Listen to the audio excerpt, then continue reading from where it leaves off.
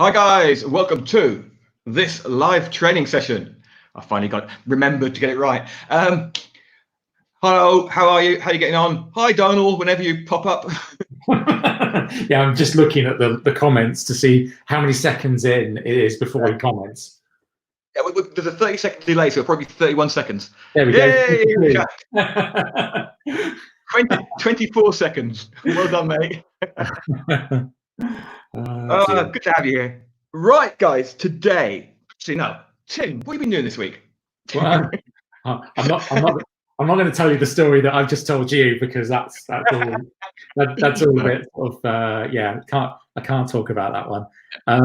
What have I been doing? I've been looking at lots of different things, actually. I've been looking at things like acquisitions of things like YouTube channels and blogs and stuff like that.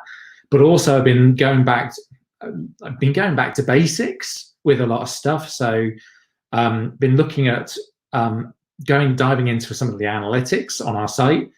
And I was going to tell Mark before we came online, but basically we have a couple of blog posts on our blog that over the last 90 days have had about 5,000, 6,000, 7,000 visitors, but about 90% of the visitors are from the US. So they can't buy our product. And it's like, oh well, most people go, oh well. So what do I start looking at? I start looking at affiliate products. And one of the main players in the greens market is a company called Organifi. It's quite likely you've probably heard of Organifi. It's a guy that they're on ClickBank as well, aren't they? They're on ClickBank. Yep.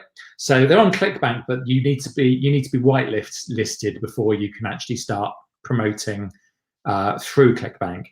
So this morning I've sent an email to the affiliate manager at Organifi, and being upfront and basically going, I'm from Lean Greens in the UK, and I would like to promote your product to people who come to us from the US, because we have no way of selling it to them. So it's things like that which are kind of what I've been doing. I've just seen the comment from Natural Ways, buy Joe Rogan's podcast for only 100 million. That was a big coup by Spotify. I don't know whether you saw that during the week. Joe Rogan podcast, biggest podcast in the world, right? And basically they've got they've been on YouTube, pretty much YouTube predominantly since the inception. And Spotify comes along and basically says, we want to have like exclusive access to the Joe Rogan podcast. And reportedly that Spotify have paid him, Joe Rogan, $100 million to get his podcast onto Spotify, and only on Spotify. And that's why. Absolutely. So yeah. $100 million to Joe Rogan, and the valuation of your company goes up 5 billion after that. Yeah. So honestly, if anybody wants to give us 100 million, we'll give you back 99 million. Well, no. Here's the point. You do it on that kind. You don't obviously need to do it on that scale, but sensible acquisitions of traffic sources, media sources, stuff like that. It's smart. It's something that I've been looking at a lot over the last 6 months or so, and been approaching various blogs and all that kind of stuff. So anyway, that's a whole big subject, and it's a bit kind of time consuming to say the least, because some of the acquisition stuff that we're going through at the moment is an absolute ball ache. But hey, that's for another long story when it's all resolved.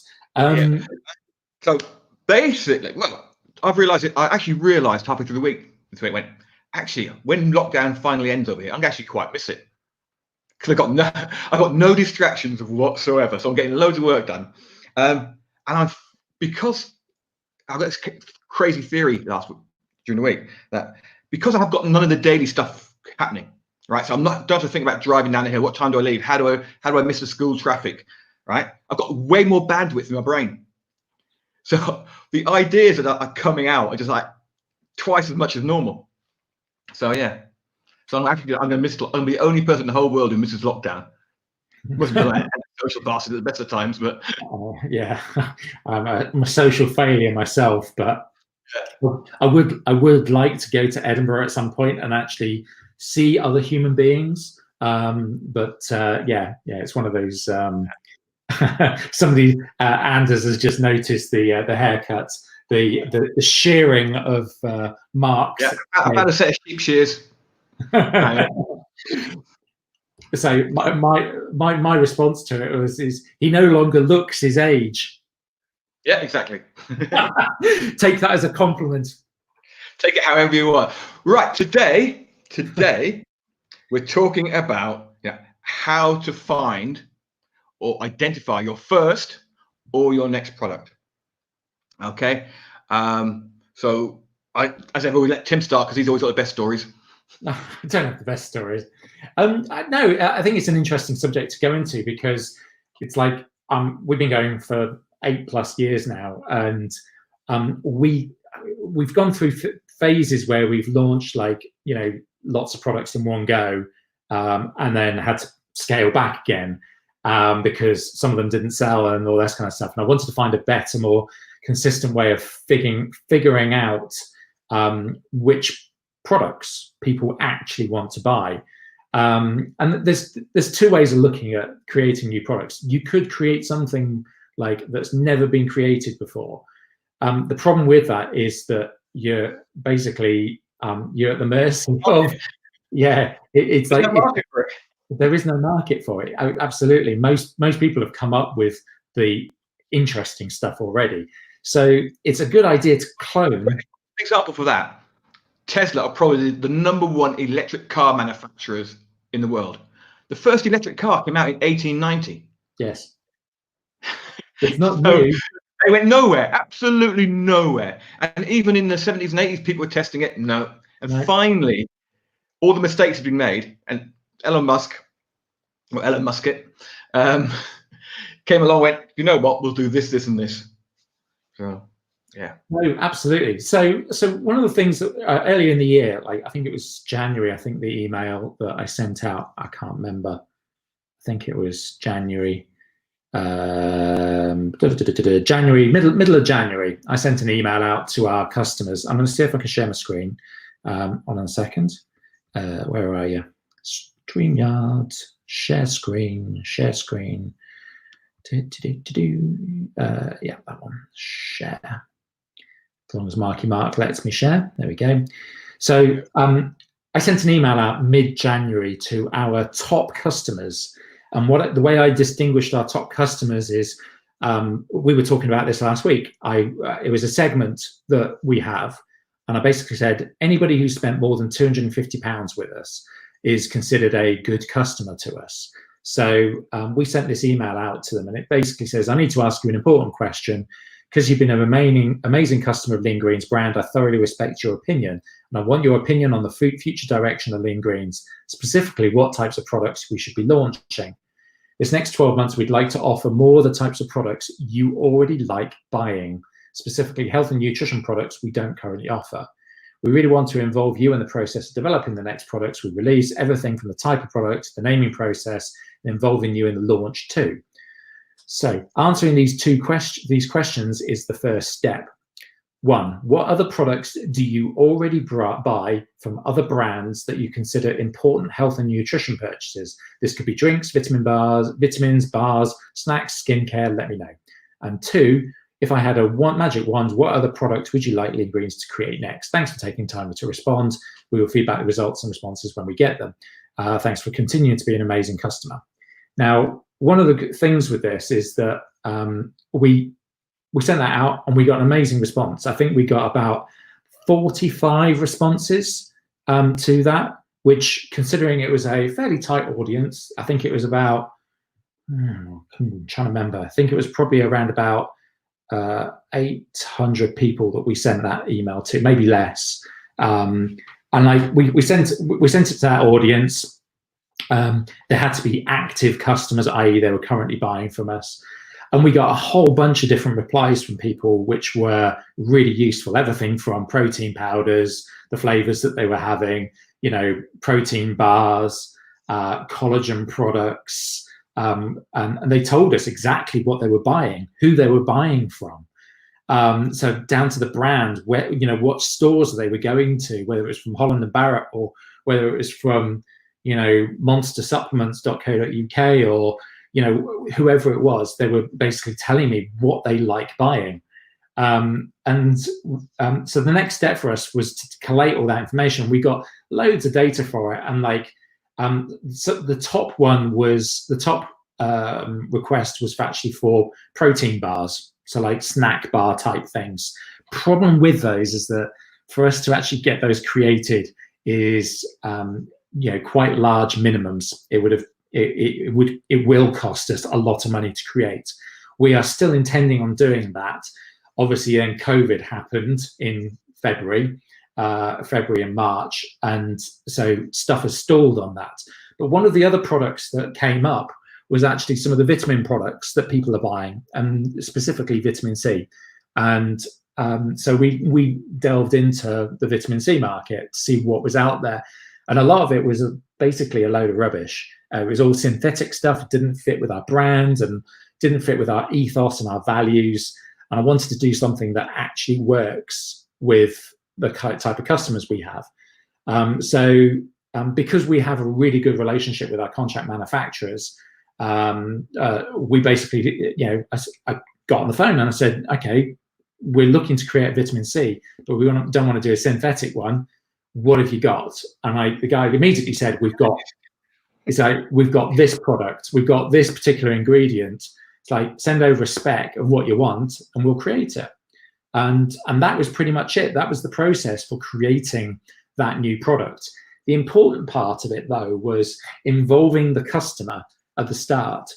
It's getting them to basically name the thing that they are buying already, because I don't need to reinvent the wheel. I don't need to, like, you know, all I need to do is look at what they're already buying and go, okay, what can I do with this that's, you know, 10% better or even 100% better in the case of the product that we've launched. It's a significantly better product than what they're already buying. Those types of short surveys are hugely powerful, especially if you've got a good relationship with your audience, with your customers. So going back to what we've been talking about over the last 2-3 weeks or so with email marketing, the more communication that you have with, you know, the more better relationship you have with your customers, the better the responses you're going to get to these types of questions, the more likely it is that your new product is going to be a success. So really, that's really the only process. Obviously, there's a lot to do within the supplement world from my perspective of, okay, I need to create the formulation. I need to come up with a specification for the product, how it's going to be, whether it's going to be a powder, whether it's going to be a drink, whether it's going to be a capsule or, you know, a bar or whatever it is. But then I need to then figure out what claims that I want to be able to make, and then figure out whether there's certain EU health claims that I can officially make, because that then drives the naming process, that drives the copy that we write, the way that we present the product to our customers. So our particular vitamin C product has, I think it's 354% of your daily NRV, which is nutritional relevant values, whatever it is,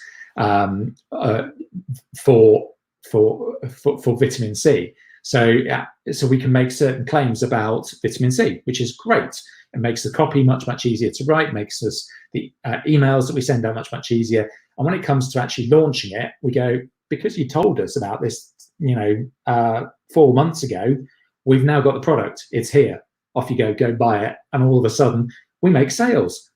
Funny that, because people are already buying vitamin C products. It makes it much easier for us to do it. So obviously, there's labeling requirements and getting, you know, capsules in place and, you know, minimum order quantities and production times and all that kind of stuff, which tends to elongate stuff. But ultimately, this can be translated to anything that any audience, any type of product that you're creating, whether it's digital products, whether it's courses, whether it's, you know, whatever it is, And this is something that Mark and I do when, and the reason why we have the SMO Foundation program and as the pro group is people tell us, oh, can you create a course on that? Can you create a course on this? Tim, oh, have you done a YouTube course yet? Have you done something on AdWords? It tells us what people are looking for. It makes the game much, much easier for us to go ahead and create the stuff that people actually want and are looking for right now. So those, having a relationship with your audience makes a big, big difference. So yeah, I mean, in a second, I'll talk about how to start off if you have no customers, no email list, nothing. But John made a really good point. I have a link to a short survey in my email signature. 78 responses later, I have a ton of feedback on what products my followers want. Exactly. And let your customers tell you what they want. It does start with the platform that you have. And if your platform is a podcast, if it's a YouTube channel, or if it's a Facebook page or Facebook group, those are great places to figure out what people are wanting, what people are already buying. And that's the key bit. It's not like not necessarily what do they want, it's what do they want to buy or what do they already buy, because it makes it really, really easy game to play at that point. Yeah. All right. So, if I was starting off now and I thought, I want to start creating products, what I would do is I would go to places like ClickBank, JVZoo, Warrior Forum, and I'd sign up as a seller. That way you can see the stats, how many copies have been purchased, right? So you can find stuff that people are buying, which is exactly what I used to do. So you'd go in there, you'd see that SEO, stuff on SEO training, right? Okay, I've got no knowledge of SEO. I hate it, don't want to go into that. Let's go and look at the next level. Okay, what's next? Okay, how to make videos on YouTube. Great, I know how to make videos on YouTube. I would then go and buy 2 or 3 courses that have come out recently, right? So I've got all the up-to-date information. And I'd literally create a list of what each course talks about, what angles they take, what they do, how they do it. I'd look for where there's conflicts, where there's agreement. If there's agreement across, let's say I buy 3 courses, there's agreement across the board, right, that's got to be in it. If there's conflict, I test it and work out which bit is actually right. Okay, or look at what I feel is, because bear in mind, you should have some knowledge of what you're doing. What has worked for you in the past? Okay, so then, and literally you'll end up having a list of, let's say, a course of what you need in a good YouTube course. I would then create a checklist for setting up a YouTube channel, right? How to set up the perfect YouTube channel, 10-point checklist. I would then go to YouTube and run an ad, or I'd go to Facebook and run an ad, and I'd offer this to people who I'd warmed up as an audience. Following on from that, I would sell them my course. So now I would do everything in Thinkific. I deliver the checklist in Thinkific. I deliver the course in Thinkific. A few years ago, it would have been a blog with a landing page and then some course software from the back end, whatever. But now, look at what is the most up to date and the best way of delivering stuff now. And that's it. That's exactly what I do. I just sit down, spend a month researching, go through relevant courses, compare those to my knowledge, and come up with a course. Get a list in. I mean, if you remember in the past, myself and Tim, when we did MOE, Ministry of Engagement, right? We'd been talking about how to engage your social audience for a couple of weeks, and we went, let's do a course. So all we did, we put a landing page up and said, we are starting a course in a week's time, 2 weeks time, 4 live hour-long sessions, which I wish they had been an hour, training sessions. Sign up now if you'd like to get on. We hadn't recorded anything. We hadn't even written the slides, but we knew our subject, so we knew we could put out a good course, and that's how we did it.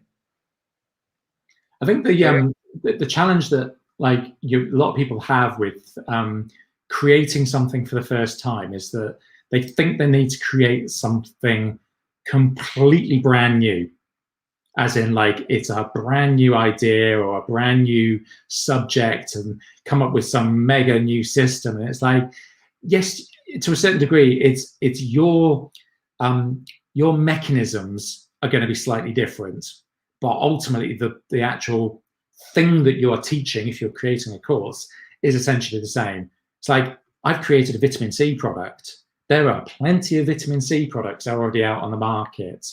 I'm not reinventing the wheel. I'm not the first one to use acerola cherry as being the base ingredient. The difference is that I have an engaged audience who are already hot enough that they want to buy vitamin C products. They're already buying them. And it's like, because they are fans of our brand, and like they're already like, they like the way that I talk, or the values that our brand has, or whatever it might be, they're actually much more likely to end up buying my vitamin C than some bog standard vitamin C that they find in Holland and Barrett, or the local pharmacy. So that's the point, is that having the engaged audience is actually quite a key part. And it's like what we've talked about since the beginning of the year, is like building an engaged audience, so and an audience of people who know, like, and trust you. And when you do come out with something, people are buying because of you, not necessarily because of the thing that you are selling, if that makes sense. So that's kind of key to take note of. While you've been talking, I've been thinking, how would I do if I was going to do an SEO course? Which I hate. How would I do an SEO course? Do you know what I would do?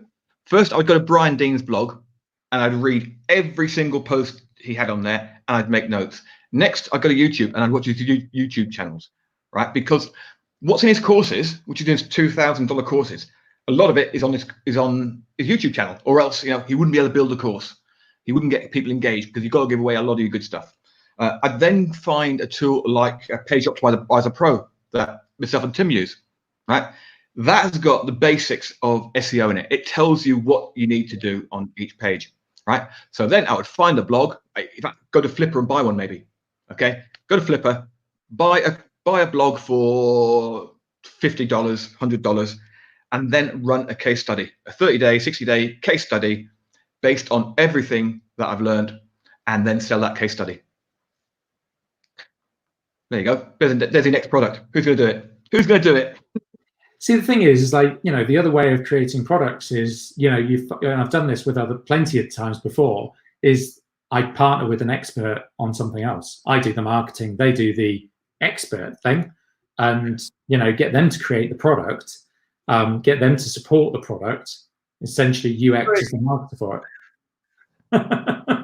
Mud running, orienteering. All out there. It's all out there. It's like, the training for obstacle course racing, it's not unique. It's, the person delivering it is unique. And if that person has an audience, even better. So which really shows you the value of the audience. So just to give you another example of the value of the audience, is kind of slightly away from products and product launches and all that kind of, or creating products off new. I got a phone call 2 days ago from Trustpilot. Now, Trustpilot, everybody knows who Trustpilot is. Big company, they do reviews and all this kind of stuff.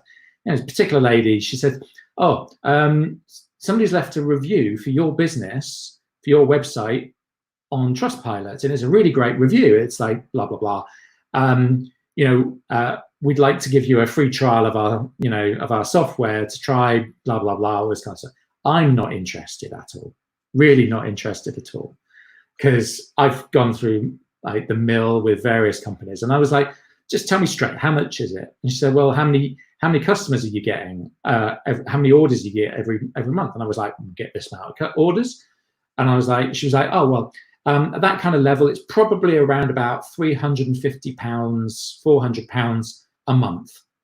And I was like, "Okay, so you're asking me to spend £4,000 to £5,000 to get a service that I already have?"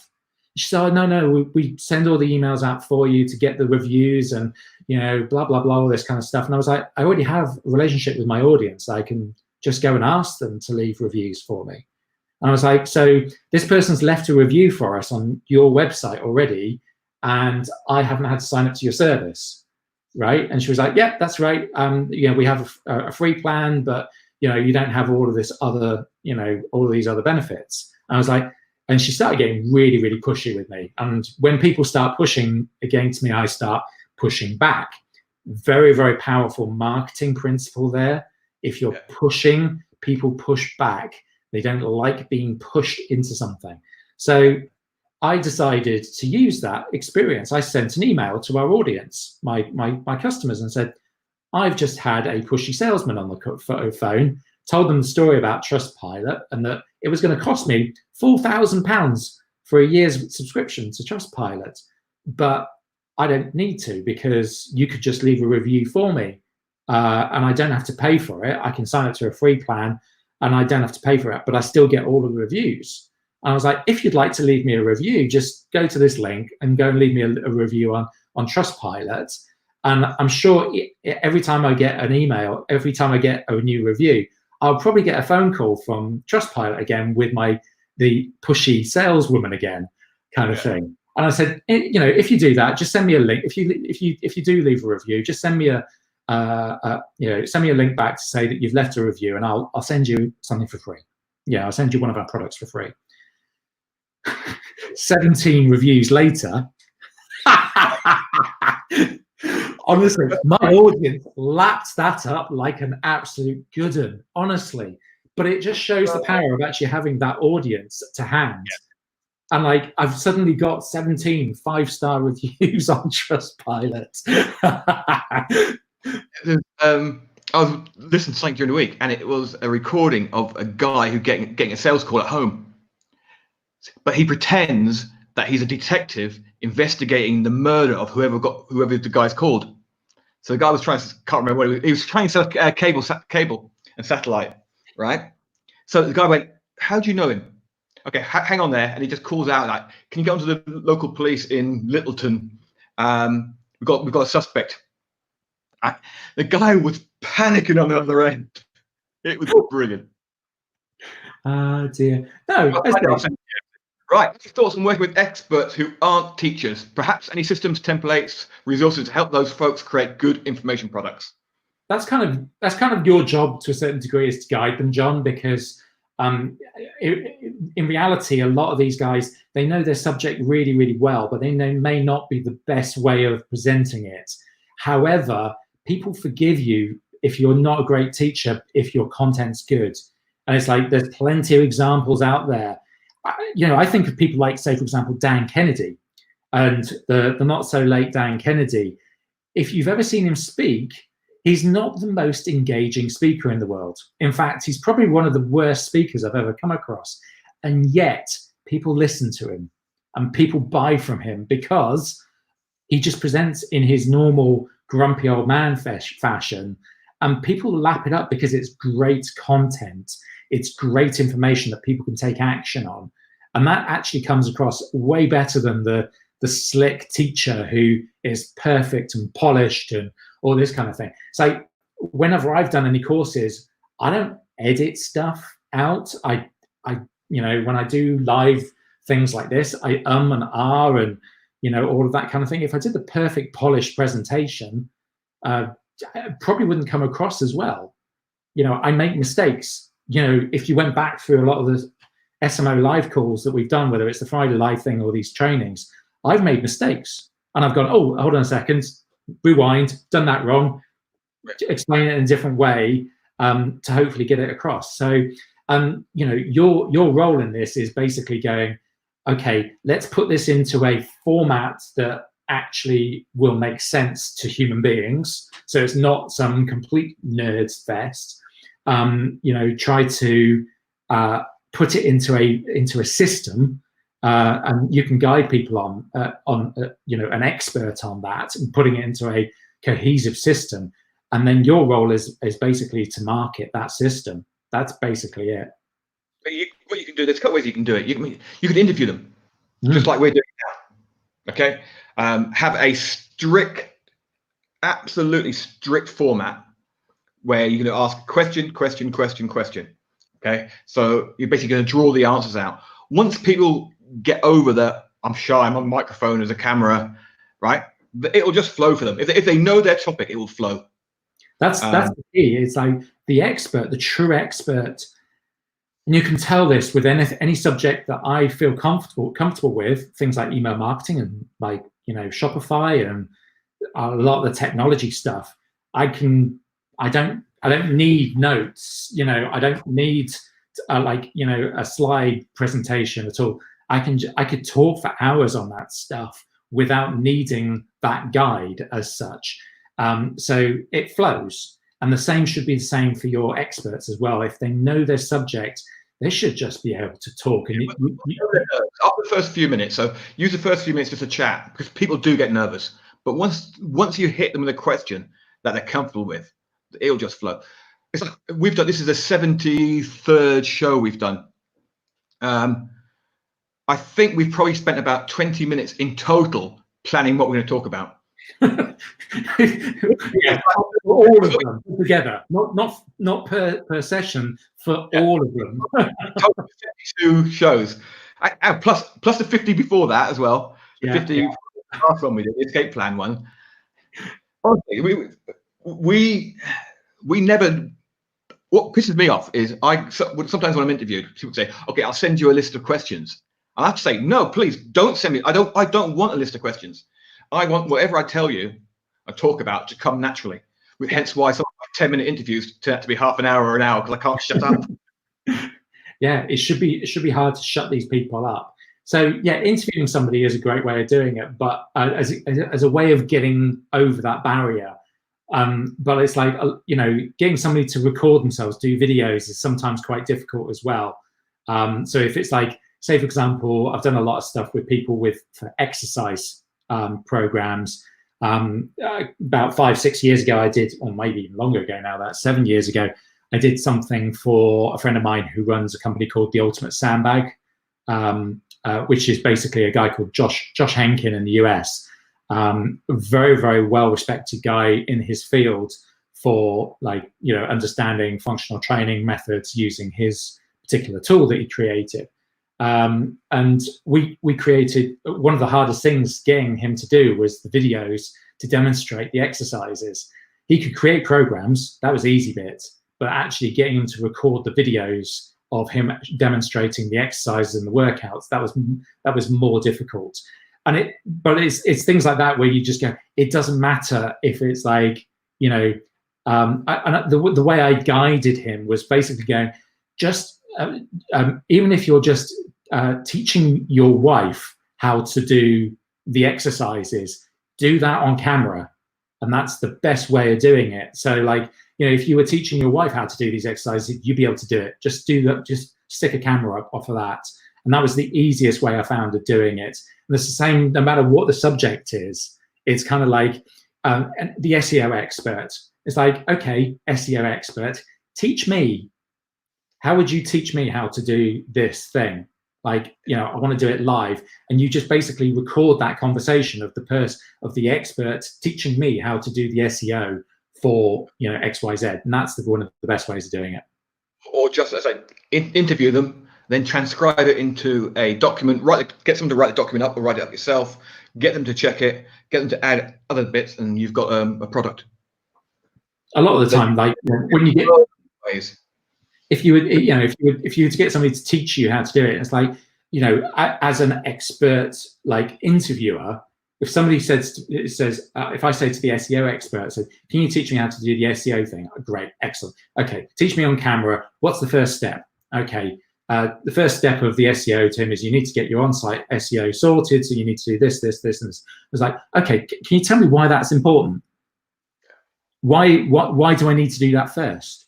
You know, is this something that anybody can do? Is it an easy step? So, oh yeah, absolutely, it's dead easy. As long as you can get into this part of your website, you can do this stuff yourself. Great. That's the way that you put across a course like that. It becomes a lot more natural as well, because it becomes I'm asking the questions as the numpty of like why this thing works, or why should I be doing this? Is it easy enough for me to do myself? Those are the questions that the person who's going to be following our course is going to be asking as well. Yeah, I'll let you read this out, as he's also been listening to you far too much. Anders, what are you doing, man? We do similar. So this is to do with reviews with Trustpilot. If a review isn't left after 2 weeks, we send a nudge email. I'm just nudging you gently to leave a review, please. As an existing client, I'm including my discount code link. If you ever want to purchase any further pieces from the shop, do check out the website and sign up for the updates, or follow us on Instagram. Please use this link for 10% repeat customer discount. Those are perfect way of asking for a review. And it's like, I was just having a bit of fun with it. I know, because I was like, and here's some of the interesting things with the email I sent is it resonated way more asking them to leave a review on Trustpilot than it did when we've done previously asking them to leave a review on our own website through Stamped, which is the software which we use at the moment. Yeah. Here's the reason I've thought about it a little bit, and it's like, I was talking to Ellie, the girl who works for us, and she said that it seems a lot of the reviews have come because people are resonating with this whole pushy salesperson thing. And it's like, as soon as I said, I don't tolerate, I said in the email, I don't tolerate people who are pushy salespeople. I push back. And it's like, I'm sure you've experienced the same. That's what I put in the email. And like, immediately I'm creating a connection. The person who I'm sending an email to is on the same level as me now. It's like they're going, yeah, that's happened to me. I don't like being pushed. I don't like feeling like I'm being sold something. And it's like, so I explained, it's like, that's why we don't do it at Lean Greens. We don't do the hard sell. You've probably seen the way that we don't aggressively market for your business. We just put the products in front of you because we think that it might be interesting or useful or beneficial to you. It's not about being pushy and hard and like, you've got to buy this now. And it's like, it's a great product. And like, you need to buy 3 of them to get the best discount and all this kind of bullshit sales thing. And people really resonated with that. So they basically went, yeah, I agree with Tim. I'm going to leave him a review because it's going to piss off Trustpilot. Because and that's the way it felt. That's why I got all these reviews in quick succession. So the benefit of them getting, we've been asked for less free product than we've got reviews. We've got way more reviews than people coming back and say, oh, I left you a review. It's like, it's probably about 50% of people have come back asking for the free product. So they don't care really necessarily about the free product. That wasn't the intent. What's out of date next? Well, no, it was like I offered them. I said, I'm willing to send you a tub of our brand new vitamin C product, Juicy, for 100% off with your next order. So I'll send you a code and it'll give you a discount off that next order, off like buying of the product. So it is interesting. Like you've really got to kind of understanding like what your customers are looking for and how can you communicate them with them in a so that they're on a level. Never put yourself on a pedestal with people. And this goes to marketing your new products or creating new products. It's like as soon as you start putting yourself on a pedestal, you end up being like you as the business owner or the brand becomes the hero in the story. You don't want to be the hero in the story. The customer's the hero in the story. And like, you want to be on the level with them. You don't want to be like, lording over them and making you look superior. Be on a level with them. And it's like, creating new products. It's like, I want to level you. I want to understand what you're buying already because I want to provide a product that is right for you. And I want to involve you in the process of creating this product. And that again, that resonates really, really well with people. Yeah. There you go. Tim, what sort of percentage do you get reviews to sales? Difficult one to answer because it's generally around about sort of 5%. We kind of, I'm loath to kind of like let on too closely on how we do it, basically, we don't send out review requests to people who've bought our starter pack. Once they've ordered for a second time, we send them a review request, because then we know that they generally like our product and they like our brand. And it's like what we found with, like, you know, sending it to people that are brand new, because the timing of it is quite difficult. It takes quite a long time to get to the point where they discover the benefit and the real reason why they're taking it. It's normally around about 20 to 60 days after that first purchase before they go, my God, this is a great company and it's a great business and all this kind of stuff. And it's like, if we send the review request too soon, we get a lot of people responding going, I've only just got it, I haven't had a chance to, you know, we get reviews like that. So I haven't tried it yet, I can't give you an honest review. So we have to delay it quite a lot, and it normally ends up spreading into their second purchase before they actually get us for the review. So that's the way that we do it. So what was that, Mark? It makes a lot of sense to do it that way, because then you know you get a genuinely good review. Yeah, you know, some people say, oh, that's a bit shady that you're not asking everybody for a review, and it's like, it's not that I'm not trying to do anything underhand. It's just that I want people to really properly experience the product before asking for the review. And it's just that lag time is sometimes a bit longer.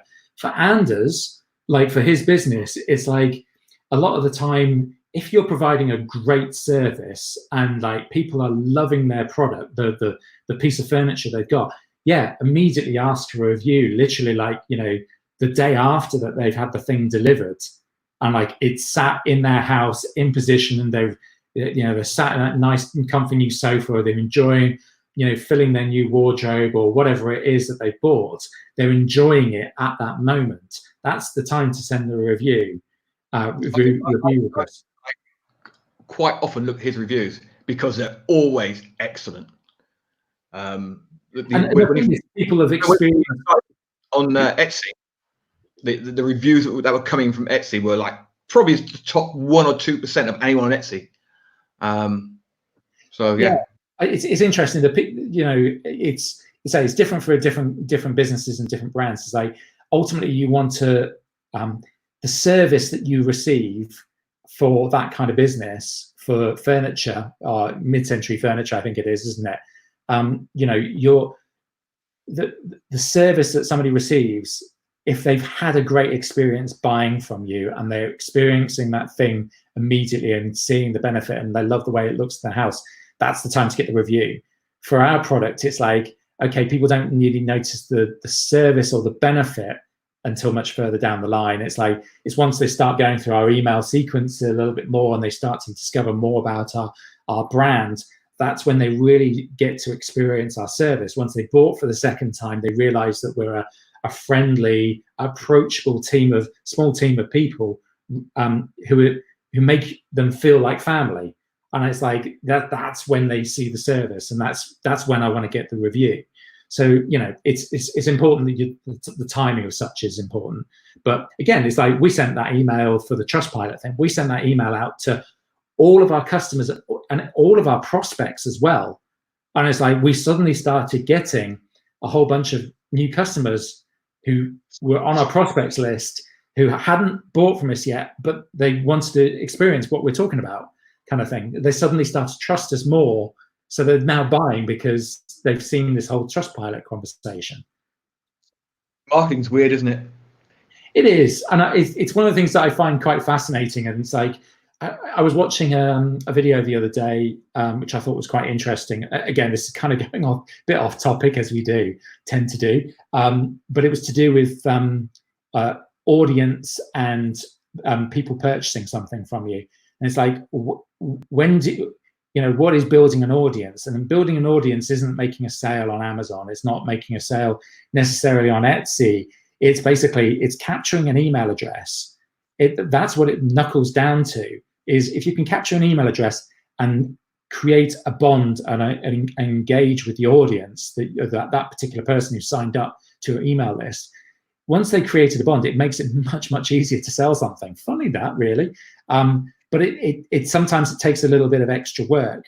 And if you can liquidate the cost of like acquiring that lead as quickly as possible, like, and you know, it means that your leads become free. And that's the ultimate goal, is to be able to capture a lead, an email address, and create an engagement enough so that they go ahead and buy from you. That's ultimately what you're trying to do with any business. It doesn't matter what you're in, whether it's digital marketing or physical products. The guys who are in the pro group would have seen me last month run some ads on Facebook. Okay, and the end result of the ad was getting leads into our system, right? Get people in. 3 days ago, I literally just thought, do you know what? Let's see if we can convert some of the people who haven't purchased anything yet to buyers. So even within Thinkific, right? Not even within my active campaign email account, within Thinkific, where my courses are, there's a mail function. So I just isolated a selection of people who hadn't yet purchased anything. I sent them an offer from within Thinkific, sent them a coupon code, simple email, wrote it out, sent it off, and made sales. So I liquidated the cost of signing people the ads within a month. See, the key with this is like, I kind of berated Mark for this the other day, and it's like, hold on a second, if we had this as a system, and it's like where it was just like part of the email sequence that goes out after a certain time when they've been on the thing, we just send them a kind of a Hail Mary email of like going, and it's part of the email sequences. And obviously Mark's just deleted a whole bunch of his email sequences. But this is the point. It's like, you know, with this whole Trustpilot experience that I've had over the last couple of days, is that it's maybe go, okay, how can I put that into my email sequence? How can I automate it to a certain degree? You know, how can I make sure that I'm consistently getting reviews on Trustpilot? You know, what do I need to do? And it's like, okay, what's the trigger? What's going to fire off this email and guarantee to get decent results from it? And that's the next thing, is like going, okay, so how can I take the email that I wrote 2 days ago or yesterday, I think it was, how can I take that email and put it into my automations, my sequences, to ensure that I'm consistently getting more and more reviews? That's where the true marketing comes in, where you're not having to suddenly go, oh, I've got 800 people on my list that I acquired 2 months ago, and I didn't do anything with them because I'm a bit of a muppet. And it's like, I'm putting my own hand up here. I've done this, and I do this all the time. So I do an amazing job of getting leads, and then I just forget to try and sell anything to them. So reasons I'm going through and getting rid of, I think 50 tags so far, around about 30 email sequences, because what I want is just one sequence now. We're gonna, over the next few weeks, we're gonna be running traffic to one offer, or one free offer, and then spending the next month trying to convert that free offer to a paid offer, all automated. And then on the back end of that, if 30 days later they haven't purchased anything, we'll move them to another automation, and we'll bang out a few offers over the next month or so. And so that means I'm not tied here to anything. I've got, you know, I'll be running Facebook ads, YouTube ads to get the leads, check them once a day, once a week, whatever, depending on how confident I am. People go through the automated sequence, come out the other side of the automated sequence. If they've bought, great, we've got a customer. If they haven't bought, okay, which automation can we fire up? Where have they been? Okay, so they've been to sales page A, or they've looked at product A. Okay, let's send them an email and make an offer on that product for them, because they've shown interest by visiting. So there's great value, and I still do it with our prospect list. Is like, I just still do the Hail Mary offer of like going, you know, you've not bought from us. You signed up to our list like 8 weeks ago, and you've still not bought our product. And what I normally do, the Hail Mary, is normally something along the lines of, here's a discount code to go and buy it on Amazon. Because it's like, it might be just a trust thing. It's like, you know, just go and buy on Amazon. You know, it's easier. You know what you're getting into with Amazon. Just reading the message from Anders, actually. It says, we asked for a review the day after delivery, and the request also has the line, if there's any issues or problems with the product, please contact us now, prevents poor reviews. Smart idea. This is something, if you're on Amazon as well, it's like, if you're trying to get reviews on Amazon, which is blimmin' difficult at the best of times, and like half the time when you ask for a review, they leave a bad review. It's like, you bastards, even though we've got a great product. And it's like, asking for a review like that, obviously you need to be within the terms of service of the platform that you're using when you're asking for reviews, and you've got to be transparent. But you can basically go, how is your experience? If you've got any particular questions or concerns about the experience you've received, just hit reply and we'll sort it out. If you've had a great experience, we'd love to get your review on our website or on Etsy or on Amazon or whatever. Go here to leave a review for us. And it's not too much it's not jarring at all. It's kind of a natural thing. It's like the first thing you say, if you've got any questions or if you've got any problems, if you've had any, not necessarily negative experience, but if you've got any questions about like the services you've received, send us a quick email. If you've had a great experience, we'd love to hear from you in our reviews. And that's a great way of kind of breaking it up a little bit. I mean, I'll give everyone a little secret now. Ooh. If you do one of these Hail Mary things, right, and you send it out and you make $200, that $200 feels 10 times better than your normal, I've made $2,000 today. Just like, I mean, $200 from a Hail Mary feels brilliant. Because what you've done is you converted the unconvertibles. And that's the thing, is like, if you didn't do the Hail Mary, they would never have become a customer. And that's why it feels so great to suddenly go, yes, I made 5 sales from that one email today because that person, like, from that dead prospects list that you've been sitting on. Yeah, absolutely. It's weird because when you've been in marketing as long as we do, I'm actually surprised Tim's phone hasn't pinged again. But you get complacent from making sales, from the affiliate income coming in. You can get complacent. It's always good just to come up with a random, way left field idea and run with it, just to see what happens. And it keeps you motivated. Yeah, sometimes it's like, you can systematize stuff to like the nth degree, which is a trap that both Mark and I have fallen into, where we end up like making a system for every eventuality, and it becomes an absolute behemoth, absolute monster of a sequence. And it's just like, you just don't know which bit's fallen over or breaking or where people are in the sequence, and it becomes an absolute minefield.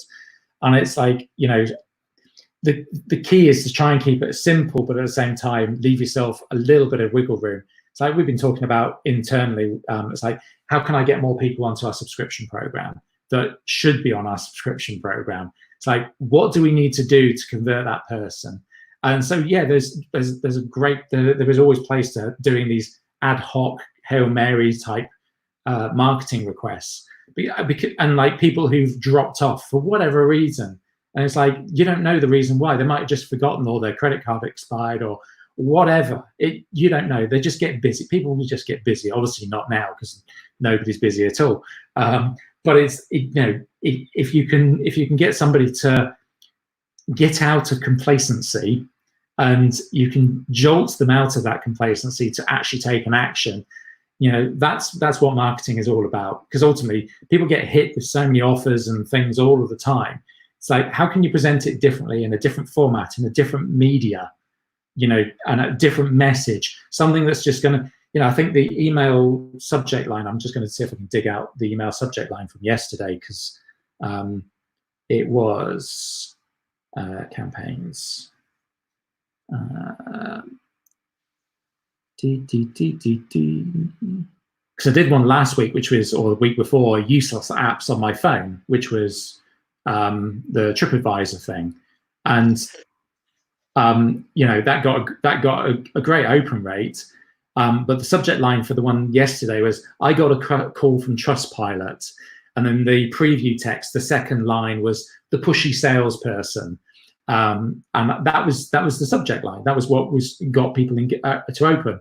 31.4% open rate for the first send, and then the second send so far today is on 12%, 12.4%. It's a little bit early still. We only sent it about 4 hours ago. So I suspect we're going to get well over 50% total across the board for open rate for that particular email. But it jolts them out of that whole kind of, it's they've heard of Trustpilot, so the name recognition. They've all had a pushy salesperson before, so it's just a different way of presenting it. It's just trying to think a little bit out of the box rather than going, offer 10% off today, or last 24 hours to get this off. No, boring. Everybody does that. Go.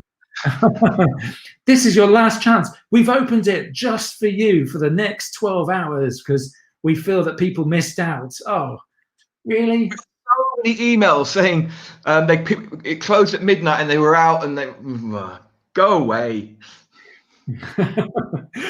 Yeah, no, you just need to do something a little bit different.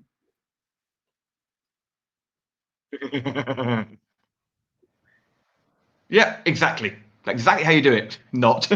Yeah. But that's the thing, is like, so many people are following this rote pattern of marketing, and it probably has worked at some point in the past, and probably still works to a certain percentage, but you've got to think a little bit out of the box with this. And coming back to what we're originally talking about right at the beginning with like product launches and things like that, is like, look at it differently. Just, even if it's like, okay, it's a vitamin C product, okay, but I'm going to come at it from this direction rather than from this direction. I'm going to look at it from a sideways glance rather than straight on. Just a different viewpoint can make people more interested in your thing. Work out what's the main thing it solves, but then dig down and find out why. So make money online. Okay, why? So you can work from home. Why? So you get to see more of your kids. Why? Because your kids are growing up and you work too much and you're getting stressed out. Why? And then suddenly you go, okay, rather than work from home or make money at home, you're okay. Want to end your 9 to 5, stressed out about 9 to 5. Here's a way out. And you can come at it from a completely different angle to everyone else. So you're tickling their danglies rather than like smacking them around the head. That's about the only way I could describe that. It's like, just bit of a, instead of which is what everybody else does. And on that note, tickle their danglies, not smack them around the back of their head. That's the marketing. That's the email subject line for tomorrow, Mark. When Tim writes his marketing book, free, just pay postage. It's gonna be their danglies. Oh dear. Right, guys, have a good week. If you have any topics you want us to talk about next week, let us know, and we'll come up with something, maybe. So I hope the stuff at the beginning, the stuff at the beginning was what we were meant to be talking about. The stuff that we evolved to is slightly completely different, but hopefully it's been useful for you. If you're not part of SMO, what's the link again? joinsmo.com/free. We've got to do that marketing thing, Mark. Tickle their down. Make sure Tim will tickle your dangly. Maybe I need to see if the domain's available. No, you said it now. Someone's gone out and bought it already. If you're already in the free group, we'd love to see you in pro. Just ask Mark for a link. Free group. Right, guys, we're out of here. We've got to get better at this marketing stuff, I'll tell you, mate. Bye.